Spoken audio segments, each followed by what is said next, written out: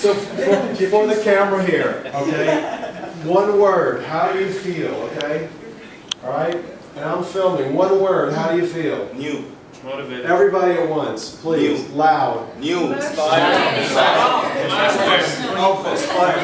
right. Speechless. And everybody together. I'm Egyptian. 1, 2, 3. I'm Egyptian. I'm an entrepreneur. Very good.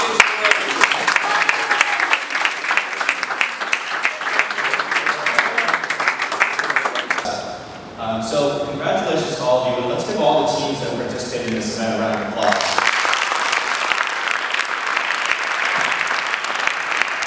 I'm very pleased to be here with Shema of Shema TV.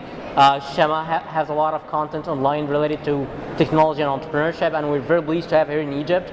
Shema, would you speak to us about your experience with the next-gen entrepreneurs that you witnessed here in Egypt? Yeah, absolutely. I've been totally blown away. I came to Egypt not sure what to expect, and the crowd is, very impressive. You have true leaders in here and some amazing ideas. So I can't wait to see how these projects pan out. It has been a great experience, and I have to say, I travel the world, and I find that the Egyptian people are some of the most welcoming people I have met. Yeah. So it's been an excellent experience. Yeah, that's great to hear. So how do you think can you relate what you do through Shema TV to Egyptian entrepreneurs? How entrepreneurs in Egypt can benefit from something like Shema TV? Well, my platform is to share messages about technology, entrepreneurship as an entrepreneur, and as someone in technology, I make mistakes every day. I learn from them. We work with companies of all sizes through my company, the Marketing Zen Group, and through Shema TV, I try my best to share that and give everyone a global platform to share their thoughts, to ask questions, and to really create a community. So I hope that the Egyptian entrepreneurs will continue to keep in touch via that. Many of them do, and it's been a wonderful experience. Yeah, great. I'm very pleased to be here with Scott Gerber of Young Entrepreneurs Council in the States. Scott, would you introduce yourself on Young Entrepreneurs Council? Sure. So I'm the founder of the organization known as the Young Entrepreneur Council. It's made up of the top young entrepreneurs in the world, soon to be in the world, I should say, mainly in the United States right now. And our goal is to show that entrepreneurship can be a viable career path rather than a renegade's choice as it once was thought of. And we offer mentorship, peer-to-peer education in the entrepreneurial field, and just the ability to really try to find out how we can push entrepreneurship education forward so that we can create an entrepreneurial future. Well, this is brilliant because it's actually through Egyptreneur we're trying to do is the same. So there's a lot. We'll get back to you a lot. So would you speak to us about your experience here in IT Bootcamp? Sure. It was funny when I came here, I didn't know what to expect. At first I thought maybe that it would be sort of a very remedial process. We'd be teaching basic business planning. Here's how to pitch. And when I got here, I instantaneously realized this wasn't about a bunch of young people who'd never been involved in the entrepreneurial culture before. These were very, to extent, well thought out businesses. Yes, they needed some help and expertise and mentorship, and they still will. And as do many even very pronounced visionaries in businesses in the United States and elsewhere. But I think what we learned here is that entrepreneurship is alive and well in Egypt. There is an entrepreneurial ecosystem. It just needs to maintain strength and foundation and solidify itself. But I am beyond impressed that some of these businesses are, if done and executed properly, can become global companies. Great. I'm very pleased to hear this too. Would you speak to us about the cooperation with Flat 6 and what practically evolved from your experience in Egypt? Sure. So basically a bunch of the American and Danish delegates got together at the Danish ambassador's home last night, and we realized that there's something to be said about how we're feeling about the Egyptian youth. We're so inspired and impressed, but more importantly, we think from an investing standpoint that there's something to be said here. This is a moment where I think that we can lead the charge from a global level to show that there is viability here and to show that there is extreme interest, as there should be. So we got together in partnership with Flat 6 Labs, which is launching an incubator program in the next several weeks in Egypt, to find a way that we can invest through their project in Egyptian young entrepreneurs in the IT field. And maybe it'll be some of these entrepreneurs, it might be some slightly down the line, but we're hoping that this is the first of many commitments that our general band of folks will make in Egypt's future. Yeah, that's great. Great to hear this, and great to have you, Scott. Thank you for having me. Thank you. Thank you. Okay, I'm here with Mike Tucker of ECB and USAID. Mike, would you introduce yourself, please? Hi, I'm Mike Ducker of the Global Entrepreneurship Program, which is funded by USAID under the Egyptian Competitiveness Project. So I'm the entrepreneur in resident and one of the main organizers of this event.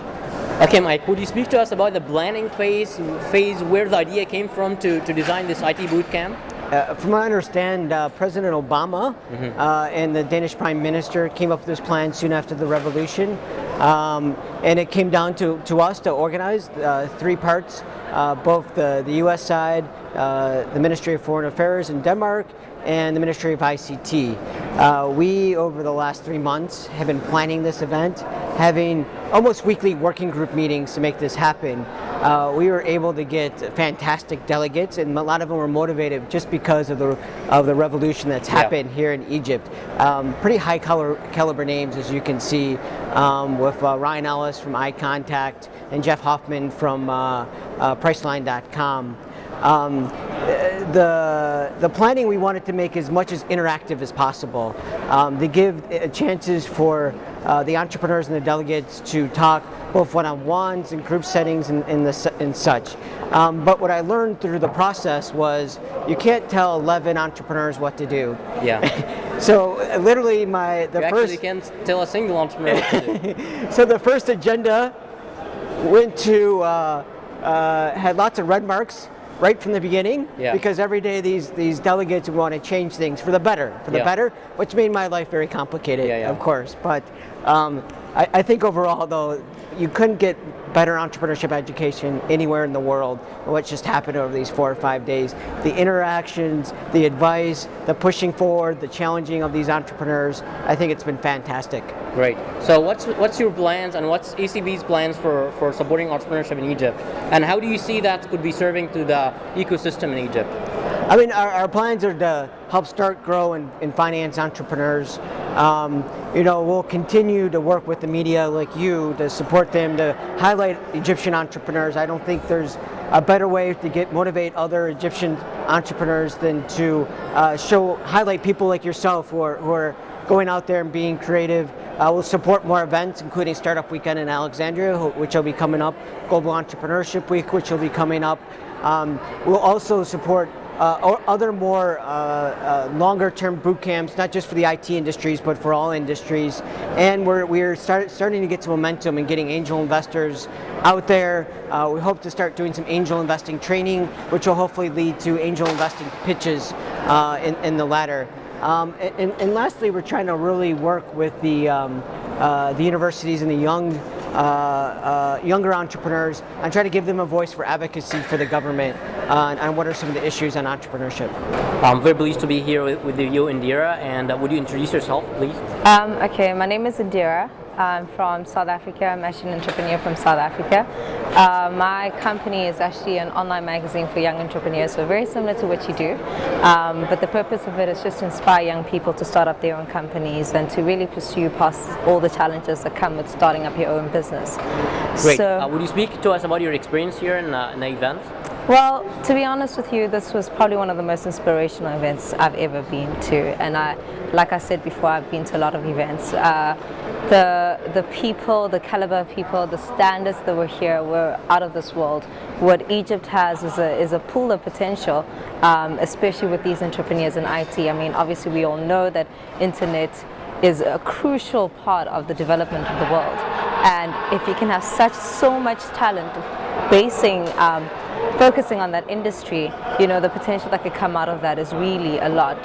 So based on that argument in itself, I would really encourage people to try support as much as they can, because these are the people that are really going to pioneer the future of Egypt and perhaps even Africa very soon. Yeah. So as someone who is in depth in entrepreneurship, having an entrepreneurship magazine, what do you see missing in Egypt in these few days? What did you saw that's missing that's needed in the entrepreneurship ecosystem in Egypt? Okay, well, with regards to what's missing, I think it's not isolated to Egypt. What's missing with a lot of entrepreneurs out there in the world is confidence in themselves. So I just want more and more entrepreneurs to be very much self-aware of their potential, to be very self-motivated, and to always be, you always be told to be kind to other people. But entrepreneurs especially need to learn how to be kind to themselves. Yes, they go through processes of failing, but learn to be kind to yourself, learn to build yourself up. And that's probably what many of the delegates were trying to do from the start. Was, yes, they were teaching them life skills, but the fundamental thing that they were trying to teach them was learn to build yourself up, learn to realize that you could change the world if you pursue your dreams. And that's the simplicity of it, you know. Entrepreneurs possess the power of, if they can believe themselves and not be scared and just pursue their goals, then they can literally shape the world. Yep, and I also remember that you said something interesting about relating Egypt and Egyptians to its African roots. What did you mean specifically about this? I don't actually remember what I was saying, because I mean, I might have been nervous at that point. But I mean, Egypt is obviously the tip of Africa, and I come from the other end of Africa. Yeah. And all I can say about it is right now is that, you know, Kevin kept on saying this the entire time, is that entrepreneurs really have the power to change the world. But now, relating to Africa in itself, imagine what could result if each and every single one of those entrepreneurs could pursue their dreams and end up employing about 10 people, right? That's 10 people, 10 extra people. I mean, there were 18 entrepreneurs, times by 10, that's 180 people. Now, each person comes from a family of about 4, times that by 4. How many lives have been changed by just being those people in those rooms? Now imagine the ability to take that out to the rest of Africa. So it all starts with oneself. So I mean, I don't remember what I was saying in there, but what I can say right now is that in Egypt, in Africa, if each and every single entrepreneur can take up its role and use its talent to change the rest of society, then really much of the work that's done to make Africa a better place will be okay. Great. So from Egypt and South Africa, we'll be working on spreading the entrepreneurship virus all over Africa. Yes, definitely. Great to have you. Thank you so much. Thank you. I'm pleased being here with Kevin. We had chatted at the beginning of the week, and it's been really a very interesting chat. Kevin runs the Entrepreneurs Organization, the biggest international entrepreneurs organization. So we'd love to hear you. Would love if you introduce yourself, please, Kevin. I'm Kevin Langley from New Orleans, Louisiana, in the United States. I'm EO's incoming global chairman, and I will be the chairman on July 1st here in Egypt. So I'm very proud that I will actually be the chairman of the largest global organization in the world. And the first day I'll be here in Egypt, which is very symbolic of the importance that Egypt's role throughout the world in setting the example of how young people can become entrepreneurs and inspire the rest of the community and the rest of the world. That's great to hear. So what about your experience with the event here? It's phenomenal. I had some sort of stereotypical ideas from the news of what Egypt was like. I knew there was a lot of good people here, and it's confirmed what I was thinking. It's just very inspiring to be with so many young, very, very dedicated, smart, passionate young entrepreneurs that are pursuing their dreams and creating a better life for themselves and for their communities and for the future of Egypt. Yeah.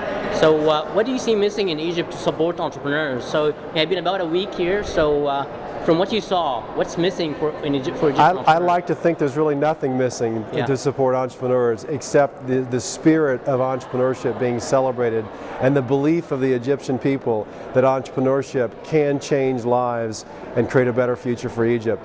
So I learned a new word called sawa. And that's together. And the only thing that's missing is the communication amongst these young entrepreneurs and the entrepreneurs of Egypt to talk about what the future holds for themselves and their communities, and for entrepreneurs to take the leading role in creating a better life for all Egyptians.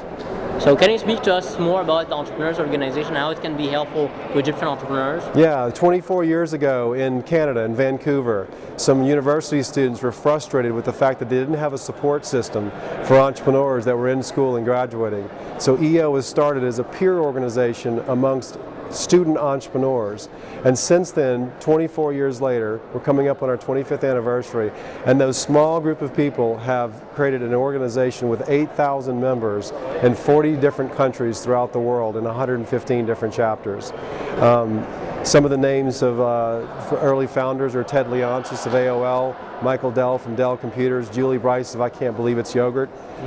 So there's some very, very important entrepreneurs that had their roots in EO and learned from other entrepreneurs, and that's I guess a metaphor and an important concept to understand that it's important for us to work together, to learn from each other in your organization and all these other organizations in Egypt, and to come together to really support the people that are going to create all the jobs here. In the United States, there's 309 million people, and the reality is there's less than 1/4% of the population, which are called entrepreneurs, that create the jobs for the rest of the population. And it's no different here in Egypt. So how do you imagine entrepreneurship in Egypt in 5 years, and accordingly Egypt in 5 years? I have a very, very aggressive vision. I see the potential here in Egypt. In the spirit that you've shown today and all these young entrepreneurs going through this boot camp, I see opportunity. I see paradigm shift. I see Egypt inspiring the rest of the world, particularly what's happened here in January and taking control over the situation. And it's time for the entrepreneurial leaders to step up. And it's time for the Egyptian entrepreneurs and the Egyptian people to craft their vision of their future. And I see the potential for them to do that. Whether it's my vision or their vision, I think it's important for the Egyptians to decide what their future holds for themselves. And it's the entrepreneurs that are going to make it happen. Because a dream is just a dream without actions. Yeah, that's great to hear. And great to have you here, Kevin. And looking forward to a lot of collaboration in organizational and personal level. And we all can build Sawa, can build a better Egypt and a better world. I want to thank you and everybody else that I've met here for inspiring me. It's a very amazing and rewarding experience to be this far from home and be shown the camaraderie, the warmth, the humanity of us all working together. So thank you for all the work you've done too. Thank you. Thank you. Thank you, Kevin.